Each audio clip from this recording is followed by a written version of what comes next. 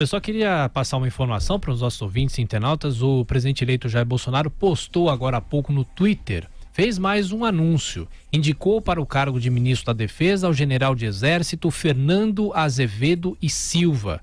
Jair Bolsonaro confirmou a indicação, como nós já destacamos, por meio do Twitter. Logo depois de chegar a Brasília, o presidente pousou na manhã de hoje na base aérea para uma nova rodada de conversas com autoridades. Portanto, professor Vila, o futuro ministro da Defesa, general de Exército Fernando Azevedo e Silva. Tem de ser um general de quatro estrelas, um general de Exército, portanto, né? Você tem general de 2, 3, 4, de brigada, divisão e general de Exército e tal. Atualmente, quem exerce essa função também é um general, né? Os primeiros ocupantes da pasta foram civis, desde quando foi criado na gestão Fernando Henrique Cardoso. O primeiro foi um incapaz chamado Elcio Álvares, uma incapacidade absoluta tal. Começou mal o Ministério da Defesa, porque Elcio Álvares não tinha a mínima capacidade para o exercício dessa função. Passou um monte de gente por lá, até o José Alencar, vice-presidente, isso já no governo Lula, né? Mas agora houve a opção por manter um militar no Ministério da Defesa. Chegou-se a aventar em certo momento a possibilidade de colocar um oficial da Marinha, né? Um almirante e tal.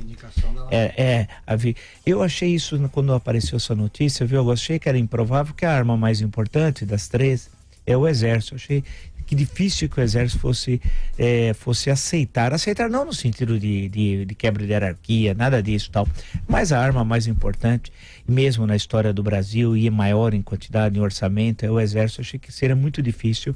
E também um nome civil, qual para o Ministério da Defesa? Que nome civil poderia ser mais adequado? Não encontro. Agora vamos ver, falta nomear os comandantes, como é quem vai ser o comandante do Exército, da Marinha, da Aeronáutica, né? A criação do Ministério da Defesa, só para concluir, vale destacar, e nesse sentido ela foi um avanço, porque o Brasil chegou a ter, em certo momento, no governo Figueiredo, 6 ministérios militares, 6, e foi crescendo. Inicialmente era Exército, Marinha e Aeronáutica. Aí passou o Estado-Maior das Forças Armadas, depois o SNI, a Casa Militar, 6. Então, isso resumiu-se hoje a ter o Ministério da Defesa, mantém-se os comandos, né? E moderniza-se, portanto, a política de defesa. Agora, o desafio do ministro nomeado agora, que é o ministro Azevedo e Silva, é a questão da falta de verbas indispensáveis para o exercício das atribuições das Forças Armadas. Velha questão das fronteiras, equipamentos inadequados, né? Esse é um problema que ele vai ter, é um desafio que vai ter de encontrar verbas em algum lugar, né? Nós tivemos problemas recentes que muitas vezes o recruta era dispensado porque não havia dinheiro, recurso sequer para pagar a alimentação dos recrutas, equipamento para algumas áreas ele está absolutamente defasado, e o Brasil precisa ter uma política de defesa. Isso não é jogar dinheiro fora. Uma época o Lula dizia assim, né? Ao invés de construir um quartel, construa uma escola. Isso é balela. Você pode construir um quartel ou uma escola. Uma coisa não significa que você não tenha outra. E é indispensável ter uma política de defesa e especialmente de proteção das nossas fronteiras. Isso bate na segurança pública, no tráfico de drogas, no contrabando, etc.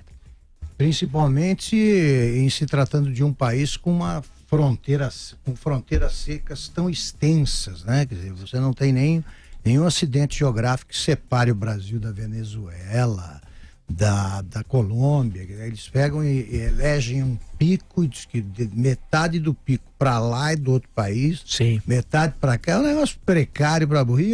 Eu percorri boa parte da fronteira do Brasil com a Venezuela e da fronteira com a Colômbia. Eu fiquei impressionadíssimo com a precariedade do sistema de defesa, de proteção das fronteiras do Brasil. São destacamentos que têm 4, 5 oficiais, nem oficiais, tem um tenente, sargento ali, meia dúzia, e o resto são indígenas que ainda vão assimilando os costumes e hábitos dos brancos, que cantam hino nacional e não sabem bem porque estão fazendo aquilo, são recrutados para completar o time de vôlei, porque os que não são indígenas não bastam para formar 2 times.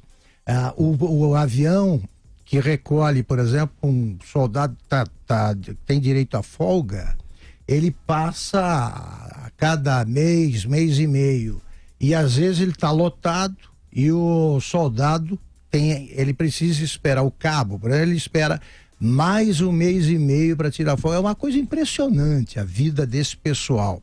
E não há equipamentos, não há gente suficiente, isso tudo precisa ser resolvido. E o Brasil não presta atenção na defesa das fronteiras, por onde passam as drogas, né, os garimpeiros que vêm para fazer essa exploração ilegal dos garimpos nessa região.